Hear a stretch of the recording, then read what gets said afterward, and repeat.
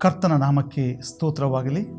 ಪ್ರೀತಿಯ ದೇವಜನರೇ, ಇವತ್ತು ನಾವು ಬೂದಿ ಬುಧವಾರದ ದಿನವನ್ನಾಗಿ ವಿಶೇಷವಾಗಿ ಶ್ರಮ ದಿನದ ಮೊದಲನೆಯ ದಿವಸವನ್ನು ನಾವು ಇವತ್ತು ಧ್ಯಾನ ಮಾಡಲಿಕ್ಕಿದ್ದೇವೆ.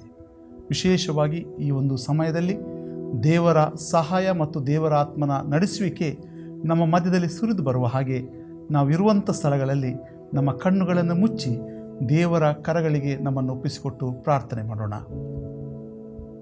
ಪ್ರೀತಿಯ ದೇವರೇ, ಇವತ್ತಿನಿಂದ ನೀನು ಅಂದು ಲೋಕಕ್ಕೋಸ್ಕರವಾಗಿ ನೀನು ಪಟ್ಟಂಥ ಶ್ರಮೆಯನ್ನು ನಾವು ಧ್ಯಾನ ಮಾಡಲಿಕ್ಕಿದ್ದೇವೆ. ವಿಶೇಷವಾಗಿ ಈ ಒಂದು ಧ್ಯಾನದಲ್ಲಿ ನಮ್ಮನ್ನೇ ನಾವು ಪರೀಕ್ಷಿಸಿಕೊಳ್ಳುವಂಥ ಅಥವಾ ನಮ್ಮ ದಿನನಿತ್ಯದ ಜೀವಿತವನ್ನು ಮೆಲುಕು ಹಾಕಿ ತಿರುಗಿ ನಿನ್ನ ಕಡೆಗೆ ದೃಷ್ಟಿಸುವಂಥ ಈ ಸಮಯಕ್ಕೆ ನಮ್ಮನ್ನು ನೀನು ವಾಕ್ಯದ ಮೂಲಕವಾಗಿ ನಡೆಸು. ನಿನ್ನ ವಾಕ್ಯ ನಮಗೆ ಅದ್ಭುತವಾದಂಥ ಬೆಳಕನ್ನು ಕೊಡುವಂತಾಗಲಿ ಸ್ವಾಮಿ. ಆ ವಾಕ್ಯದ ಮೂಲಕವಾಗಿ ನಾವು ನಿನ್ನ ರಾಜ್ಯದ ಮಹಿಮೆಯ ಮಕ್ಕಳಾಗಿ ಜೀವಿಸುವಂತೆ ನಮ್ಮನ್ನು ನಡೆಸುವಂತಾಗಲಿ.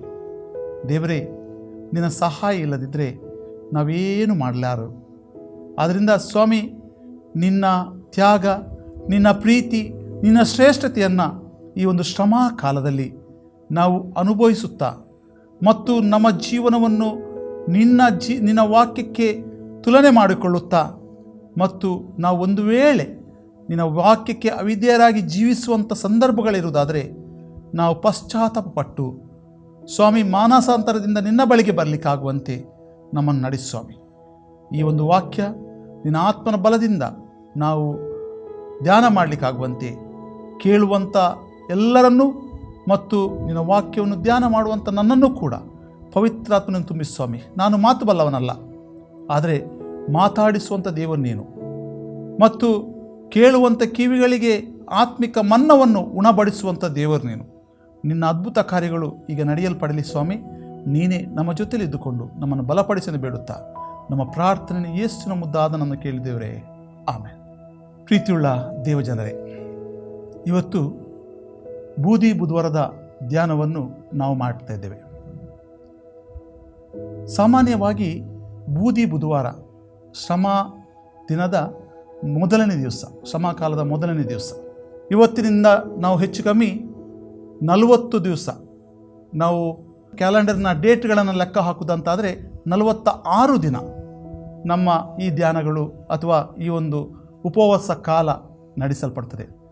ಮುಖ್ಯವಾಗಿ ಶ್ರಮ ದಿನ ಅಥವಾ ಉಪವಾಸ ಕಾಲ, ಈ ರೀತಿಯಲ್ಲಿ ಬೇರೆ ಬೇರೆ ರೀತಿಯಲ್ಲಿ ನಾವು ದೇವರ ಈ ಒಂದು ಶ್ರಮ ಕಾಲವನ್ನು ಧ್ಯಾನ ಮಾಡುವಂಥದ್ದು ನಾವು ನೋಡ್ತೇವೆ. ಮುಖ್ಯವಾಗಿ 46 ದಿವಸ ಅಂದರೆ ಮುಖ್ಯವಾಗಿ 40 ಭಾಳ ವಿಶೇಷವಾದಂಥ ದಿನ, ಯಾಕಂದರೆ ಪೂರ್ಣ ಸಂಖ್ಯೆ ಎನ್ನುವಂಥ ಅಭಿಪ್ರಾಯ ಯಹೂದರಲ್ಲಿತ್ತು. ಅದರಿಂದ ಆ ಒಂದು ಹಿನ್ನೆಲೆಯಲ್ಲಿ ಆ 40 ದಿವಸ, ಉಳಿದ 6 ದಿವಸ ಅಂದರೆ ಮುಖ್ಯವಾಗಿ 6 ದಿವಸ ಅದು ಭಾನುವಾರ ಸೇರಿ ಬರುವಂಥ ದಿನಗಳು. ಆದರೆ ಆ ಭಾನುವಾರ ಮತ್ತು ಶುಭ ಶುಕ್ರವಾರದ ನಂತರದ 2 ದಿನ, 4 ಭಾನುವಾರ ಮತ್ತು ಶುಭ ಶುಕ್ರವಾರದ 2 ದಿನವನ್ನು ಸೇರಿ 46 ದಿವಸಗಳು. ಈ 46 ದಿವಸದಲ್ಲಿ ಆ 6 ದಿನಗಳನ್ನು ಬಿಟ್ಟು ಉಳಿದ 40 ದಿವಸ ನಿಜವಾಗಲೂ ಕೂಡ ಯೇಸು ಸ್ವಾಮಿ ಆ ದಿನದಲ್ಲಿ ಶ್ರಮೆಪಟ್ಟಂಥ ಎಲ್ಲ ರೀತಿಯ ಧ್ಯಾನವನ್ನು ನಾವು ಮಾಡಲಿಕ್ಕಿದ್ದೇವೆ. ಮುಖ್ಯವಾಗಿ ಈ ಬೂದಿ ಬುಧವಾರದ ಈ ವಿಶೇಷ ದಿನದಲ್ಲಿ, ಈ ವಿಶೇಷವಾದಂಥ ಶ್ರಮಕಾಲದ ಮೊದಲನೇ ದಿನದಲ್ಲಿ ನಾವು ಧ್ಯಾನ ಮಾಡಬೇಕಾದಂಥ ಮುಖ್ಯ ವಿಷಯ ಯಾವುದಂತಂದರೆ ಪಶ್ಚಾತ್ತಾಪಕ್ಕೆ ಕರೆ. ಪಶ್ಚಾತ್ತಾಪಕ್ಕೆ ಕರೆ. ಈ ಒಂದು ದಿನದಲ್ಲಿ ದೇವರ ವಾಕ್ಯದ ಧ್ಯಾನ ಮಾಡಲಿಕ್ಕೋಸ್ಕರವಾಗಿ ಕೊಡಲ್ಪಟ್ಟಂಥ ದೇವರ ವಾಕ್ಯದ ಮಾತು ಮಾರ್ಕನು ಬರೆದ ಸುವಾರ್ತೆ 1ನೇ ಅಧ್ಯಾಯ 12ನೇ ವಚನದಿಂದ 15ನೇ ವಚನದಲ್ಲಿರುವಂಥ ಮಾತು. ಮಾರ್ಕನು ಬರೆದ ಸುವಾರ್ತೆ 1ನೇ ಅಧ್ಯಾಯ 12ನೇ ವಚನದಿಂದ 15ನೇ ವಚನದಲ್ಲಿರುವಂಥ ಮಾತು. ಅಲ್ಲಿ ಹೀಗೆ ಬರೆಯಲ್ಪಟ್ಟಿದೆ: ಕೂಡಲೇ ಯೇಸು ದೇವರಾತ್ಮ ಪ್ರೇರಿತನಾಗಿ ಅಡವಿಗೆ ಹೋದನು. ಆತನು 40 ದಿವಸ ಅಡವಿಯಲ್ಲಿ ಮೃಗಗಳೊಂದಿಗೆ ಇದ್ದು ಸೈತಾನನಿಂದ ಶೋಧಿಸಲ್ಪಟ್ಟವನಾದನು ಮತ್ತು ದೇವದೂತರು ಆತನಿಗೆ ಉಪಚಾರ ಮಾಡಿದರು. ಯೋಹಾನನು ಸೆರೆಗೆ ಬಿದ್ದ ಮೇಲೆ ಯೇಸು ಗಲಿಲಾಯ ಸೀಮೆಗೆ ಬಂದು, ಕಾಲವು ಪರಿಪೂರ್ಣವಾಯಿತು, ದೇವರ ರಾಜ್ಯವು ಸಮೀಪಿತು, ದೇವರ ಕಡೆಗೆ ತಿರುಗಿಕೊಂಡು ಸುವಾರ್ತೆಯನ್ನು ನಂಬಿರಿ ಎಂದು ದೇವರ ಸುವಾರ್ತೆಯನ್ನು ಸಾರಿ ಹೇಳಿದನು ಎಂಬಂಥದ್ದು. ಕರ್ತನ ಪ್ರೀತಿಯ ಆತ್ಮೀಯರೇ,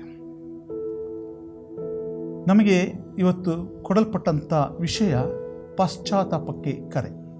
ಮುಖ್ಯವಾಗಿ ನಮಗೆ ಯಾವುದೇ ಒಂದು ಕರೆ ಎಂದು ಬಂದಾಗ, ಉದಾಹರಣೆಗೆ ನಾನು ವಿವರಣೆ ಮಾಡಿ ಹೇಳುವುದಂತಾದರೆ, ಇವತ್ತು ಮುಖ್ಯವಾಗಿ ದೇವರ ವಾಕ್ಯ ಸಂದೇಶ ಕೊಡಬೇಕೆನ್ನುವಂಥ ಈ ಕರೆ ನಮಗೆ ಭಿಕ್ಷೆಯಿಂದ ಬಂದಾಗ, ಆ ಕರೆ ಮುಖ್ಯವಾದಂಥ ಜವಾಬ್ದಾರಿತವಾದಂಥ ಕರೆಯಾಗಿತ್ತು. ಅಂದರೆ ಯಾವುದೇ ಕರೆಗಳು ಬಂದರೂ ಕೂಡ ಅದರ ಹಿಂದೆ ಜವಾಬ್ದಾರಿ ಇರ್ತದೆ, ಅನೇಕ ರೀತಿಯ ಪರಿಶ್ರಮಗಳಿರ್ತದೆ. ಆ ಕರೆಗಳು ಸುಮ್ಮನೆ ಬರುವಂಥದ್ದಲ್ಲ, ಅಥವಾ ಆ ಕರೆಗಳಿಗೆ ನಾವು ಸುಮ್ಮನೆ ಎದ್ದು ಹೋಗುವಂಥದ್ದಲ್ಲ. ಆ ಜವಾಬ್ದಾರಿಯನ್ನು ತಿಳಿದುಕೊಂಡು ಆ ಜವಾಬ್ದಾರಿಗೆ ನಾವು ಬದ್ಧರಾಗುವಂಥ ಕಾರ್ಯಕ್ಕೆ ನಾವು ಮುನ್ನಡೆಯಬೇಕು. ಆ ಬದ್ಧತೆಗೆ ನಡೆಸುವಾತನೇ ಯಾರಂದರೆ ನಮ್ಮೆಲ್ಲರ ಸೃಷ್ಟಿಕರ್ತನಾದಂಥ ದೇವರು.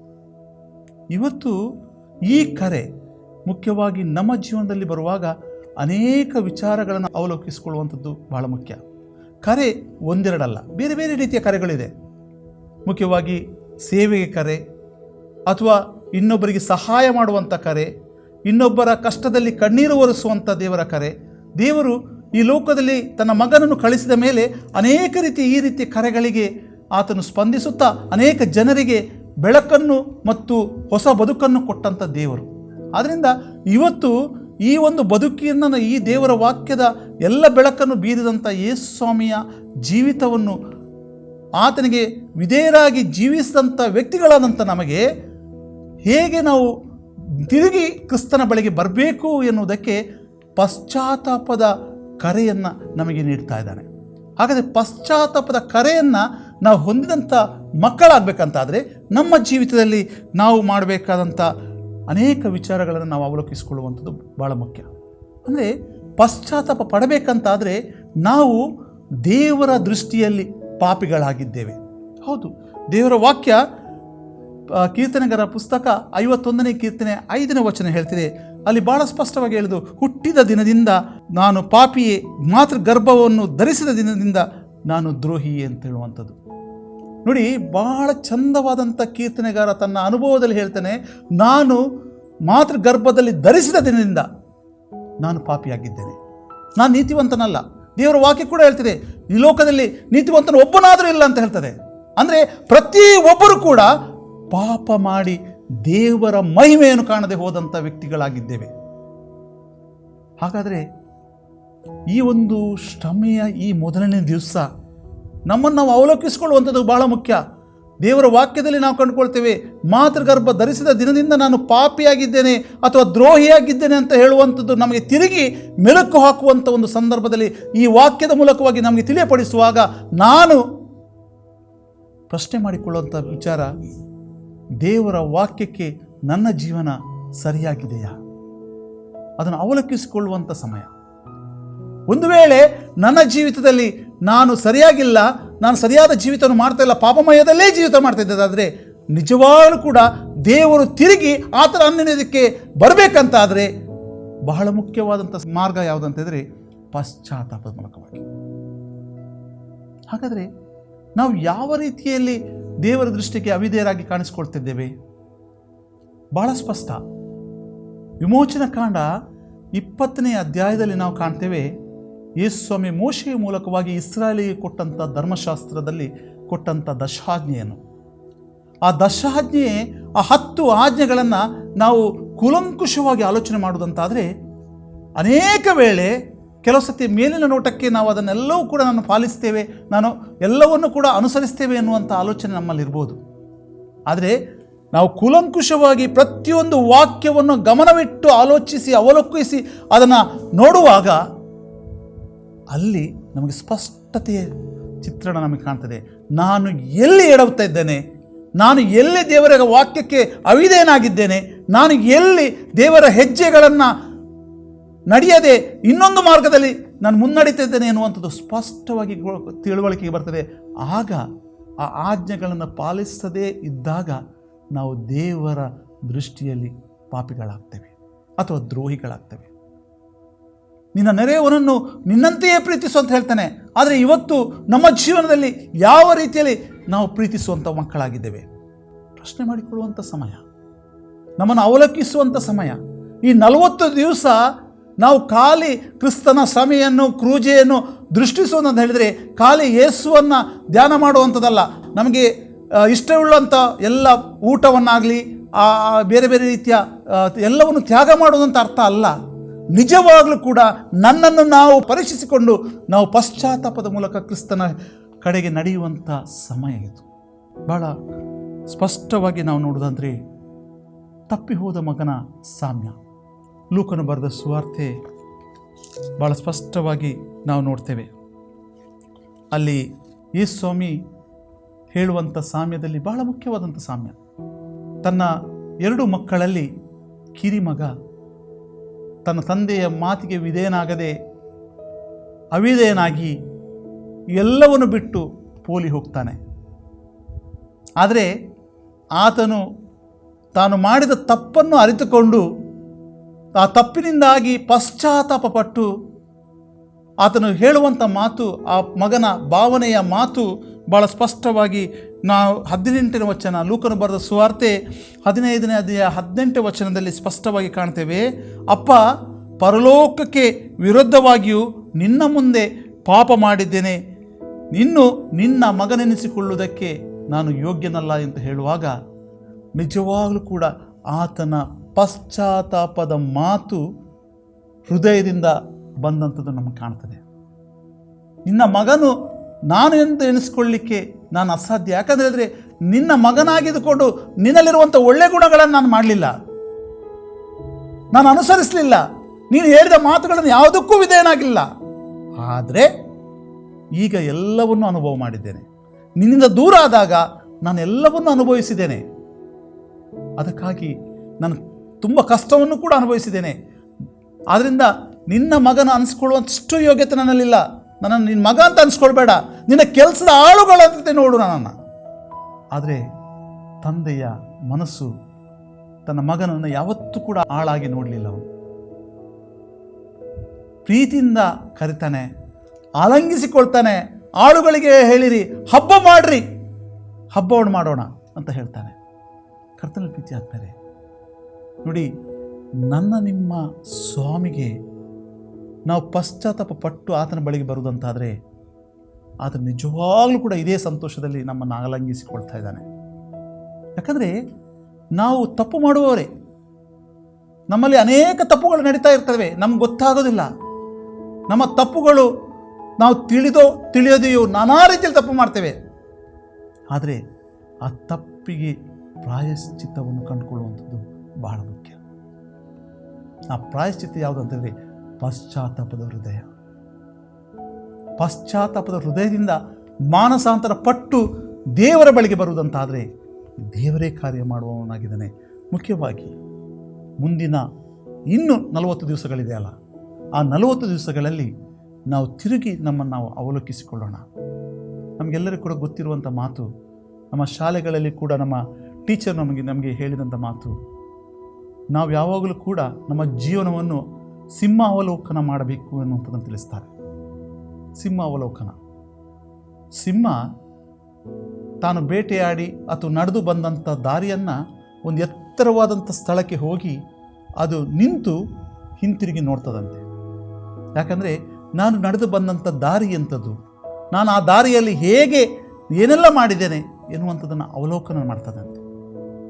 ಹಾಗೆ ನನ್ನ ನಿಮ್ಮ ಜೀವಿತವೂ ಕೂಡ ಈ 40 ದಿವಸದಲ್ಲಿ ಅವಲೋಕನ ಮಾಡುವಂಥ ಸಮಯ.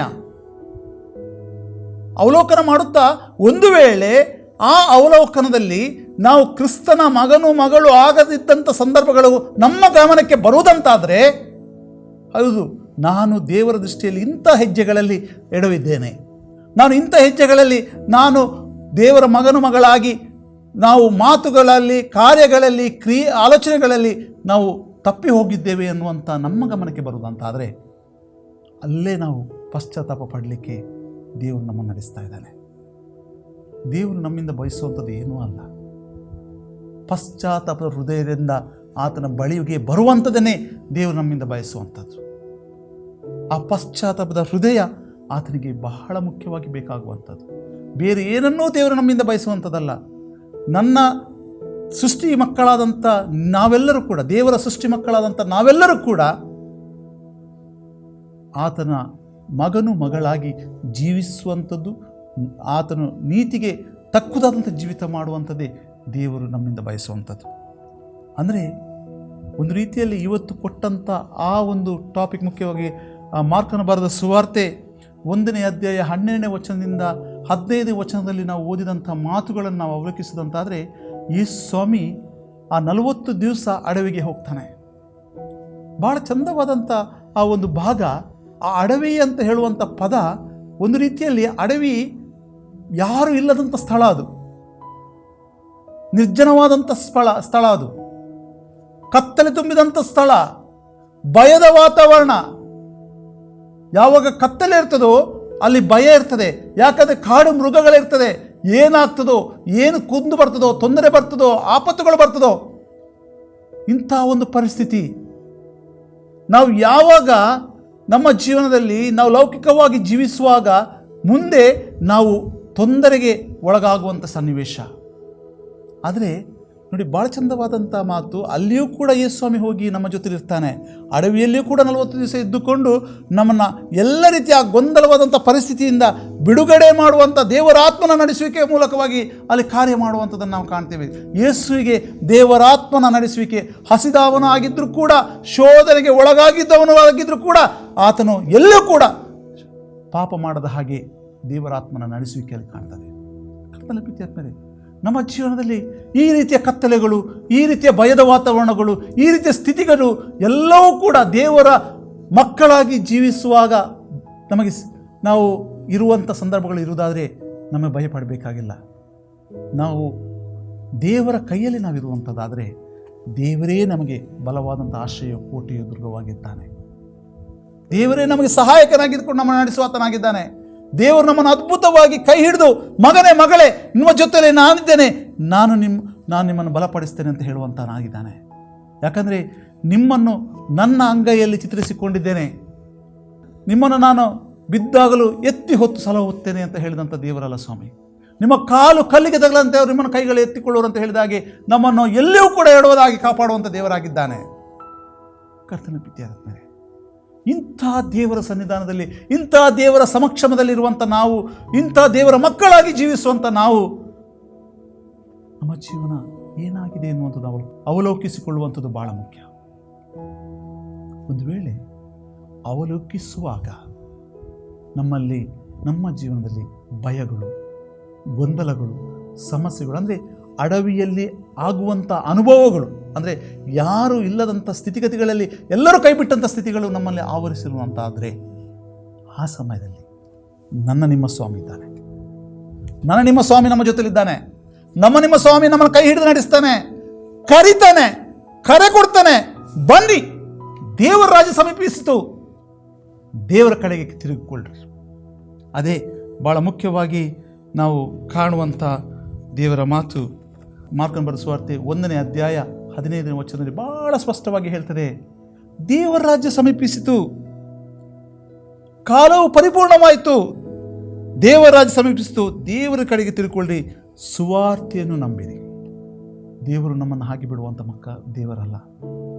ದೇವರ ಸೃಷ್ಟಿಯಲ್ಲಿ ದೇವರ ಮಕ್ಕಳಾದಂಥ ನಾವು ಸುಮ್ಮನೆ ಇರಲಿಕ್ಕೆ ಬಿಡುವಂಥ ದೇವರಲ್ಲ. ನಮ್ಮನ್ನು ಪ್ರತಿಯೊಂದು ವ್ಯಕ್ತಿಯ ಜೀವಿತದಲ್ಲಿ, ಪ್ರತಿಯೊಂದು ಕುಟುಂಬದ ಜೀವಿತದಲ್ಲಿಯೂ ದೇವರು ನಮಗೆ ಎಚ್ಚರಿಸುವತನಾಗಿದ್ದಾನೆ. ದೇವರು ನಮಗೆ ಮಾರ್ಗ ತೋರಿಸುವನಾಗಿದ್ದಾನೆ. ದೇವರು ನಮ್ಮನ್ನು ಕರೆಯುವತನಾಗಿದ್ದಾನೆ. ದೇವರ ಕರೆ. ಸರಿ, ನೀನು ಪಶ್ಚಾತ್ತಾಪ ಪಟ್ಟಿದೆಯಲ್ಲಪ್ಪ, ಬಾ, ದೇವರ ರಾಜ್ಯ ಹತ್ರ ಬಾ, ದೇವರ ರಾಜ್ಯ ಸಮೀಪವಾಗಿದೆ, ಬಾ, ನೀನು ಕಾಲವು ಪರಿಪೂರ್ಣವಾಗಿದೆ. ಯಾಕಂದರೆ ನೀನು ಕಾಲ ಪರಿಪೂರ್ಣ ಹೇಗಾಗಿದೆ ಅಂತ ಹೇಳಿದ್ರೆ, ನೀನು ಪಾಪಿ ಅಂತ ನಿನ್ನ ಒಪ್ಪಿಕೊಂಡಿದ್ದಿ. ನೀನು ಜೀವನದಲ್ಲಿ ನೀನು ದೇವರ ಬಳಿಯಿಂದ ಆಗದಂಥ ವ್ಯಕ್ತಿಗಳಾಗಿ ನೀನು ಜೀವನ ಮಾಡಿದ್ದಿ. ಆದರೆ ನೀನು ದೇವರ ಮಗನ ಆಗುವ ಹಾಗೆ ನೀನು ನಮ್ಮನ್ನು ಪಶ್ಚಾತ್ತಾಪದ ಮೂಲಕವಾಗಿ ಕ್ರಿಸ್ತನ ಬಳಿಗೆ ಬಂದಿದ್ದಿ. ಬಾ, ಈಗ ಕಾಲ ಪರಿಪೂರ್ಣವಾಗಿದೆ. ನೀನು ತಪ್ಪಿ ಹೋಗಿದ್ದೀಯಲ್ಲ, ತಪ್ಪಿ ಹೋದಂಥ ಮಗನಾಗಿದ್ದರೂ ಕೂಡ ತಿರುಗಿ ಬಾ, ನಿನ್ನನ್ನು ನಾನು ಆಯ್ಕೆ ಮಾಡಿಕೊಳ್ಳುತ್ತೇನೆ. ಕಾಲವು ಪರಿಪೂರ್ಣವಾಗಿದೆ. ನೋಡಿ, ಪೌಲನ ಜೀವಿತದಲ್ಲಿ ಕೂಡ ನಾವು ಅವಲೋಕಿಸೋದಾದರೆ ನಮ್ಮೆಲ್ಲರೂ ಕೂಡ ಪೌಲನ ಜೀವಿತ ಬಹಳ ಸ್ಪಷ್ಟವಾಗಿತ್ತು.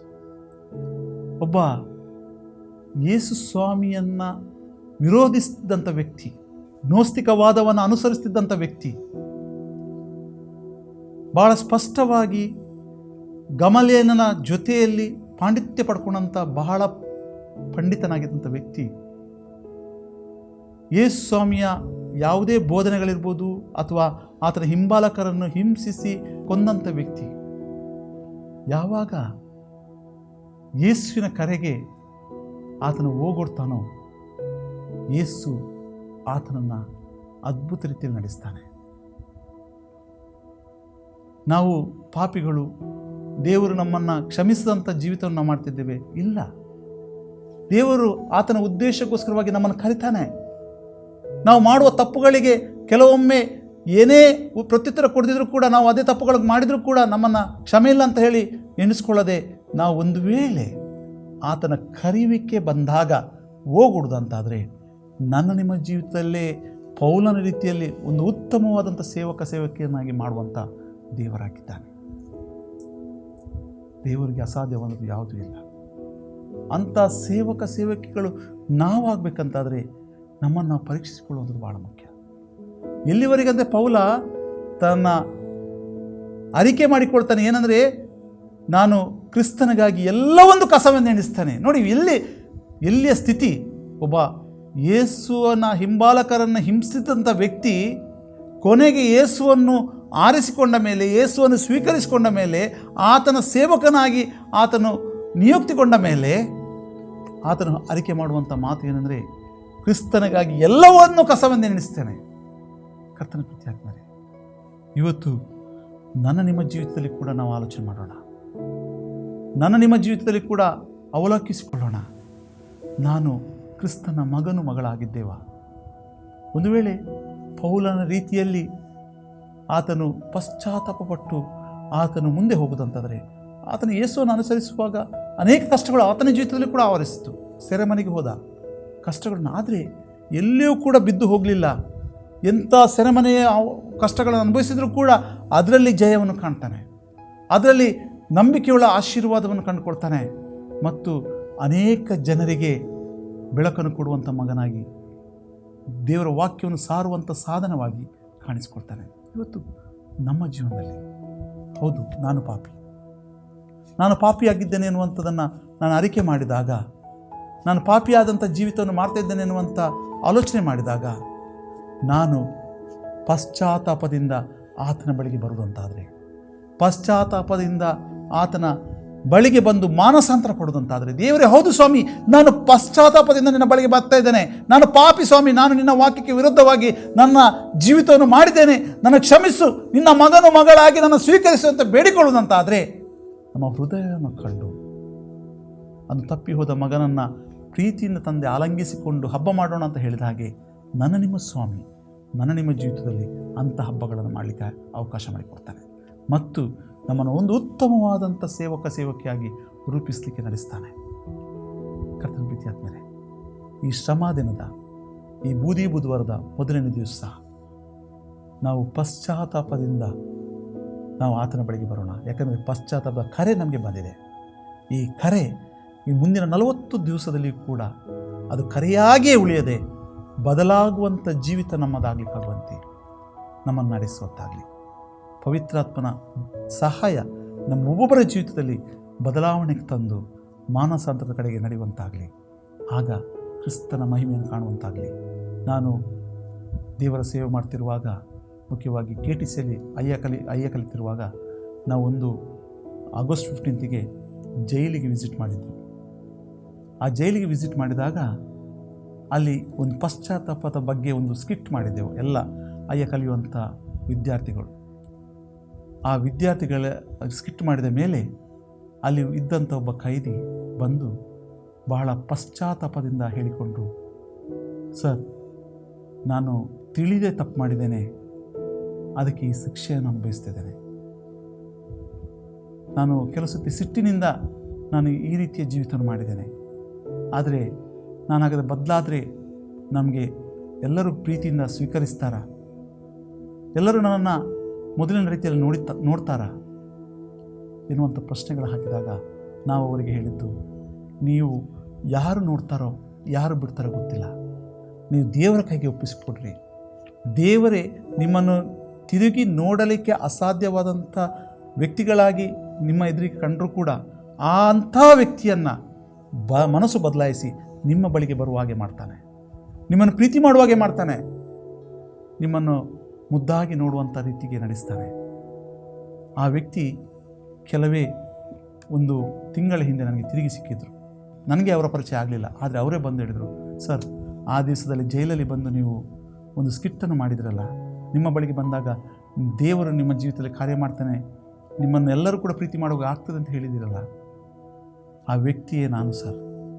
ಇವತ್ತು ನೀವು ಹೇಳಿದಾಗೆ ನಾನು ಅಲ್ಲೇ ಅವತ್ತಿನಿಂದ ನಾನು ಕ್ರಿಸ್ತನನ್ನು ಪ್ರೀತಿ ಮಾಡಿದ್ದೇನೆ, ಕ್ರಿಸ್ತನನ್ನು ಆರಿಸಿಕೊಂಡಿದ್ದೇನೆ, ಕ್ರಿಸ್ತನನ್ನು ನನ್ನ ಹೃದಯದಲ್ಲಿ ಅಂಗೀಕರಿಸಿಕೊಂಡೆ. ಅವತ್ತಿಂದ ಇವತ್ತಿನವರೆಗೆ ನನ್ನ ಇಡೀ ಕುಟುಂಬ, ನನ್ನ ಮಕ್ಕಳು ಪ್ರೀತಿ ಮಾಡಿದರು, ನನ್ನ ತಂದೆ ತಾಯಿಗಳು ಪ್ರೀತಿ ಮಾಡಿದರು, ನನ್ನ ಹೆಂಡತಿ ಪ್ರೀತಿ ಮಾಡ್ತಾ ಇದ್ದಾರೆ. ನಾನು ಇಡೀ ಕುಟುಂಬದಲ್ಲಿ ಸಂತೋಷವಾಗಿದ್ದೇನೆ. ಹೌದು, ತಪ್ಪು ಮಾಡಿದ್ದೇನೆ, ಪಶ್ಚಾತ್ತಾಪದಿಂದ ನಾನು ತಿರುಗಿ ಆ ಕುಟುಂಬವನ್ನು ಸ್ವೀಕರಿಸ್ತೇನೆ. ದೇವರ ಮಗನಾಗಿ ನನಗೆ ನಿಮ್ಮ ರೀತಿಯಲ್ಲಿ ಸೇವೆ ಮಾಡಲಿಕ್ಕೆ ಆಗೋದಿಲ್ಲ ಸರ್.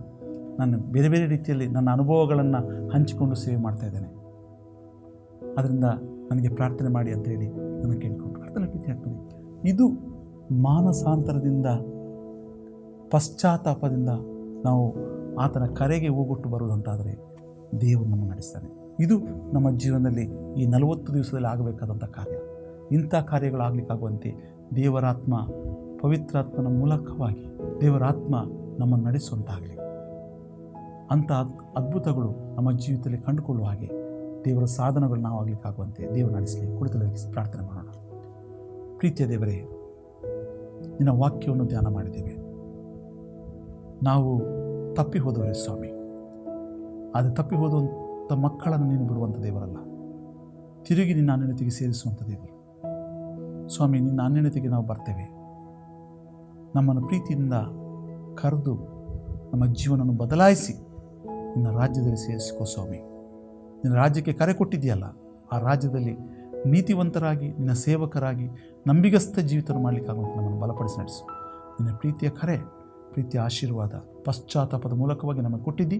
ಆ ಪಶ್ಚಾತ್ತಾಪವನ್ನು ಪಟ್ಟಿದ್ದೇವೆ ಮತ್ತು ನಿನ್ನ ದೇವರ ರಾಜ್ಯಕ್ಕೆ ನಮ್ಮನ್ನು ಆ ಪ್ರೀತಿಯಿಂದ ಆಲಂಗಿಸಿಕೊಟ್ಟು ನಡೆಸಿ ಬೇಡುತ್ತಾ ನಮ್ಮ ಪ್ರಾರ್ಥನೆಯನ್ನು ಯೇಸುವಿನ ಮುದ್ದಾದ ಕೇಳಿ ನಡೆಸಿ ಬಿಡ್ತೇವೆ. ಆಮೆನ್. ಸುವಾರ್ತೆ ತಲುಪದ ಊರು ಇರಲೇಬಾರದು, ಸಭೆಯೂ ಇಲ್ಲದ ಗ್ರಾಮ ಇರಬಾರದೆಲ್ಲಿಯೂ.